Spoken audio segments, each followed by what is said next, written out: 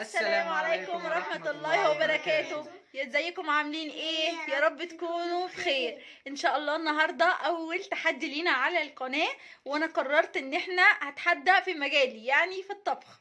يعني معايا احمد، هو ان شاء الله ناوي النهاردة يعمل لنا بيتزا بطريقته وعلى طريقته، ويعني حتى لو انا مش موافقة على طريقته هو قال لي انا هطلعها بس زي ما ان شاء الله هتعجبكم. ان شاء الله انتوا اللي هتشوفوا وهتقرروا، هتقولوا مين اللي يكسب. وان شاء الله لو عايزين العقاب في فيديو بتاع التحدي ده، ان شاء الله هنعمل التحدي البيتزا والعقاب في فيديو تاني.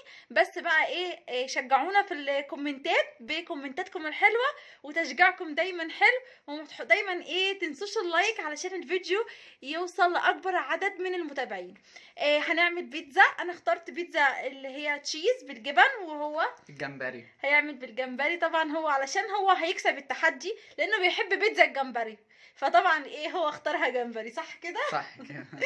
فان شاء الله يا رب الفيديو يعجبكم. يلا بينا على المطبخ ونشوف بقى في مملكة السوم مين اللي هيكسب، انا ولا هو. طبعا انا معايا في التحدي سلمى، وهو معايا في التحدي زياد، فهنشوف بقى ان شاء الله احنا اللي هنكسب. التحدي البناتي ولا التحدي الولادي، فانتوا اللي هتقرروا بقى. يلا بينا ندخل ونشوف.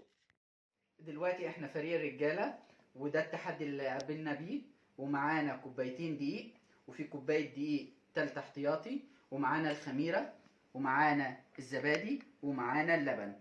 دي كلها مكونات العجينه، والملح طبعا، والزيت والسكر.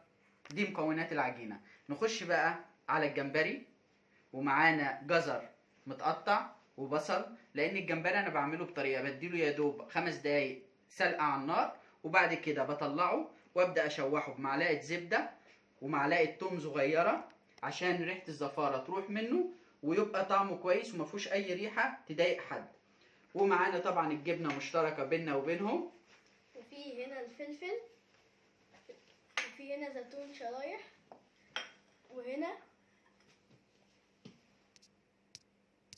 وهنا الزعتر.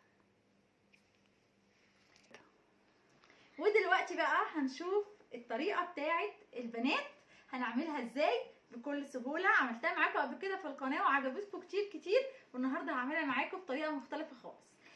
اول حاجة هحتاجها، انا هعمل هنا 3 كوبايات دقيق. طيب هحتاج ايه للدقيق؟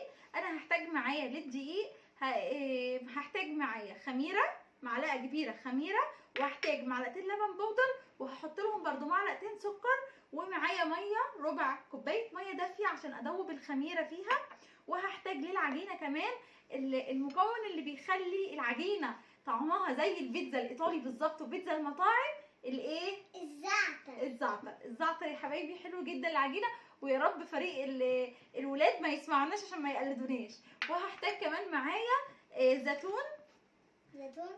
زيتون شرايح. طبعا احنا هنعملها بالجبن، فمعايا هنا جبنه كريمي، اي نوع جبنه بقى عندك، كريمي، لبنه، اي حاجه هتمشي معاكي. معايا كمان ده معايا سلامي برضو علشان بيبقى حلو قوي في البيتزا بتاعت التشيز، بتبقى جميله جدا. معايا ايه؟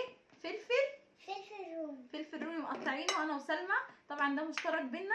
طبعا معايا بقى هنا الجبنه الموتزاريلا، بصراحه دي ميكس جبن كمان مع الجبنه الموتزاريلا. وكمان هنعملها ايه؟ محشيه من الاطراف علشان نبقى قد التحدي ونكسب اكتر. يلا بينا نشوف اول حاجه هنعملها ايه ونقول بسم الله.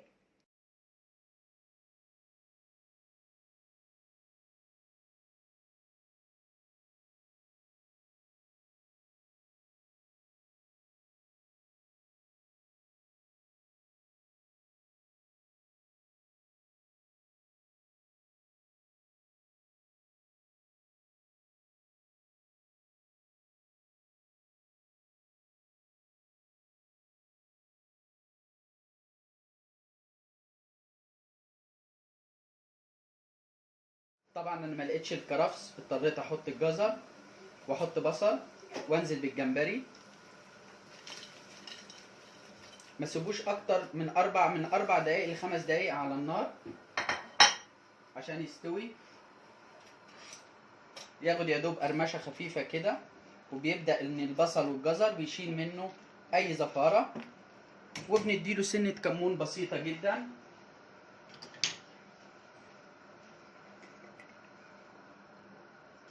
رشه كمون خفيفه. على فكره برضه انا اللي هكسب. لا لا لا لا، ما اظنش. نسيبه، انا حاطه في مصفى عشان لما اطلعه ما افضلش اصفيه كتير، واسيبه على النار لمده 5 دقايق ونيجي نشوفه تاني. هنحط معلقه زبده. انت خلاص بقى سلقته صح كده؟ سلقناه وطلعناه من النار. اه. نحط معلقه زبده. مش كتيره الزبده دي؟ لا لا. طيب على فكره ما بعملوش بالطريقه دي خالص. الطريقه دي عشان انا جربتها كتير في موضوع الزفاره. ومعلقه توم، وبننزل على طول بالجمبري.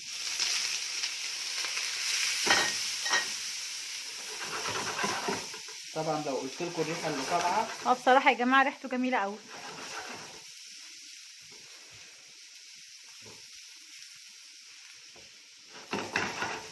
ونبدا بعد كده نقلب فيه. هو كمان الجمبري ما بياخدش وقت على فكره، انا بصوره بس مش اكتر، مش بساعده ولا. معلقه بقدونس مفروم. وكده يا سيدي على الريحه يا سيدي. يبقى الجمبري جاهز للبيتزا. نطفي عليه النار.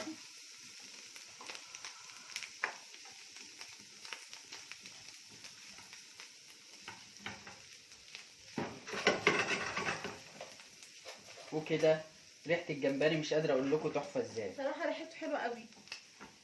كده خلاص خلصنا الجمبري كده. ودلوقتي يا حبايبي خلاص العجينه بتاعتنا خمرت، وهنبدا هنبدا بقى نعمل البيتزا كل واحد نشوف بطريقته بقى بقى. مين هيطلع احلى. انا اول حاجه بصوا العجينه بسم الله ما شاء الله اهو. بصوا شايفين ولا لازقه ولا اي حاجه؟ هعمل ايه؟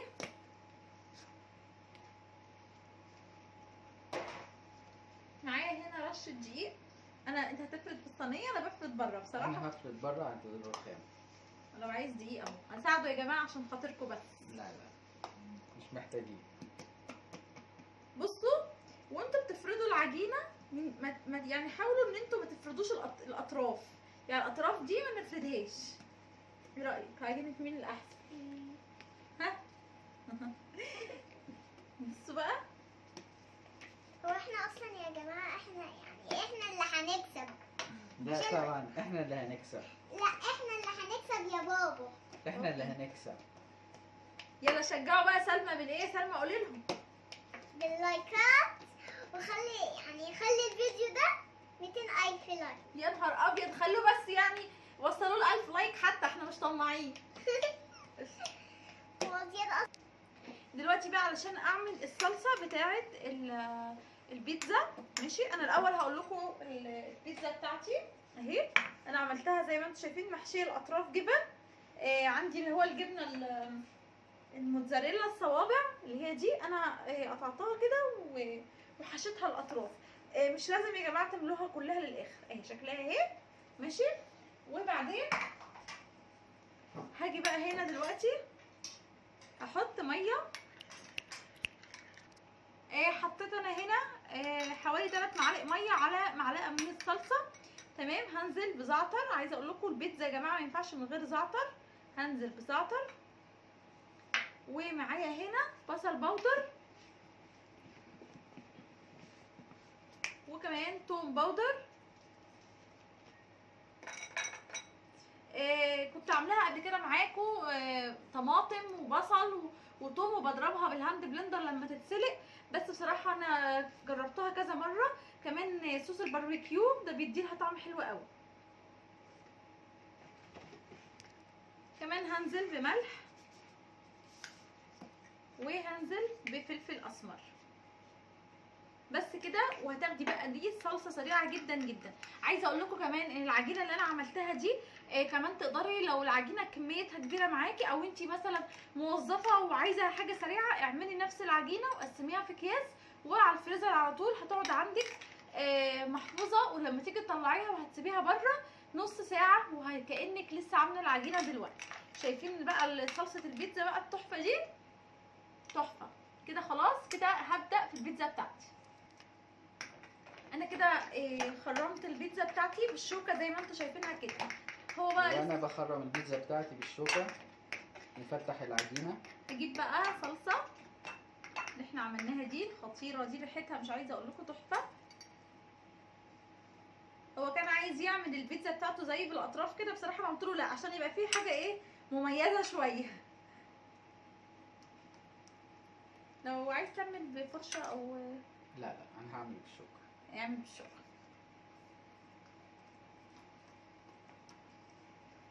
بس كده.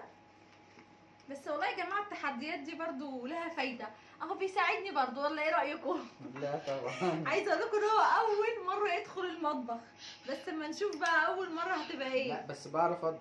هو بيعرف يطبخ، بس انا بالنسبه لي اول مره يعني اشوف اكله بصراحه، فعشان كده هو قرر يبقى في تحدي. تمام كده. انا بقى ايه عندي بقى كمان كده الجبنه. خلصنا الصوص. هندي رشه خفيفه جبنه.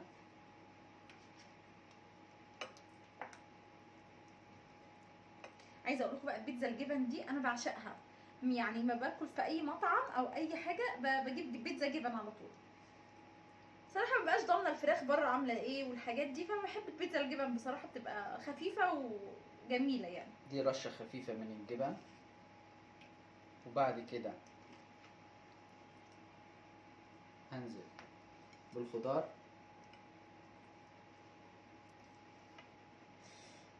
يا سلام بقى عليها كده وهي الجبنه سايحه فيها. هنشوف. وقولوا لنا بقى مين بيحب بعد كده الجمبري ولا بتحبوا هننزل الجبن. بالجمبري اللي احنا عملناه وجهزناه هي ليها. شكلها مغري. عايزه اقول لكم لازم تكونوا مولعين الفرن درجه حراره عاليه جدا. طبعا انا غششتها له دي. قبل ما تشتغلوا البيتزا عايزه نار عاليه عشان ما تنشفش منك. وطبعا اكلوا ربع الجمبري. هم كانوا الجمبري ده اتاكل على فكره. خلاص انا كده خلصت اللي هنا. رصينا اخد الجمبري. شويه من خلي بالك انت ده ميكس، ممكن تاخد من تحت شويه. خدت من تحت شويه ومن فوق شويه. وننزل بالزيتون. انا عن نفسي بحب الزيتون كتير.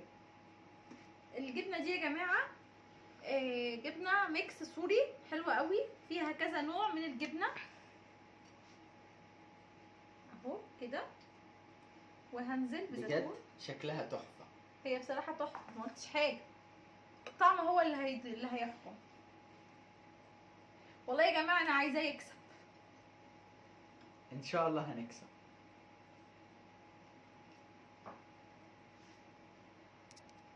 انا كده خلاص.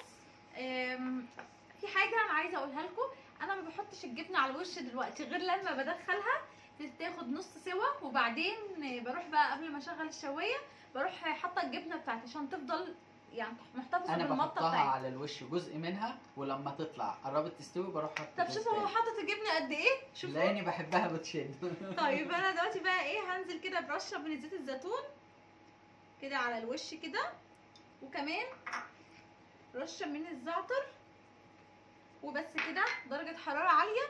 وهدخل البيتزا بتاعتي علشان تستوي درجه حراره على درجه حراره 200 على الرف اللي هو في الوسط. تمام كده. وانت هتسوي نفس السوا. نفس السوا. هو طيب السوا واحد. هنسويهم ونرجع لكم تاني. يلا. البيتزا خلصت خلاص. بصوا بقى عايزه اقول لكم البيتزا بتاعتي عامله ازاي، شايفين تحفه. بصوا طريه ازاي. وكمان اهو هي دي اللي هنعمل بيها التحدي. هقطعها معاكم برضو واوريكم. وريهم بقى بيتزتك. دي بيتزتي انا عامه بحب البيتزا تبقى محمره شويه انا عايزاكم يا جماعه تشجعوه عشان هو اول مره يعمل بيتزا. فيعني انا مش هزعل، شجعوه. لا هتبقى احلى من بيتزتك اكيد. بصوا بقى يا حبايبي، شايفين بقى البيتزا وجمالها. اظن بقى مفيش احلى ولا اجمل من كده. شايفين الجبنه، شايفين البيتزا قد ايه طريه جدا جدا. شايفين طريه خالص. هنعمل بيها التحدي وهنشوف بقى طعمها هيبقى عامل ازاي. بصراحه مستخسره انك انت تفتحها. وادي البيتزا بتاعتي بعد ما قطعناها. شوفوا حلاوتها ازاي. بصراحه انا مبسوطه من الانجاز ده يا جماعه. بصراحه التحدي ده اثبت لي ان انت والعجينة؟ بتعرف تعمل اكل. هشه. العجينه بتاعته هشه برضو جميله. احنا دلوقتي بقى هنختم الفيديو معاكم. يا رب يكون الفيديو عجبكم النهارده، والنوع ده من الفيديوهات يكون عجبكم. استنوا بقى الفيديو بتاع التحدي ان شاء الله، فيديو تاني هينزل لكم بعد الفيديو ده باذن الله. عايزه تشجيع منكم، كلامكم مشجع جدا. وتاني مره ميرسي جدا جدا جدا لكل الناس الحلوه اللي دخلت قناتي، والناس الجديده، والعدد المشتركين اللي زاد منكم. ربنا يخليكم لينا ويديمكم نعمه في حياتنا. شجعونا، ويمكن لو هو اول مره يكون متوتر بقى عشان اول ظهور ليه، بس ان شاء الله الفيديوهات الجايه تكون باذن الله يعني تنال رضاكم. لا ان شاء الله الفيديو هيعجبكم والتحدي وقولوا لنا يجي هيعجبكم منه وهيبقى ولا ما جميل. يجيش. وفي الطعم انا واثق ان الاكل بتاعي هيطلع ان احلى شاء الله، منه. وانا اتمنى كده. رب الفيديو يكون عجبكم. لايك وشير بقى وسبسكرايب. مطبخ السوم. يلا، سلام عليكم.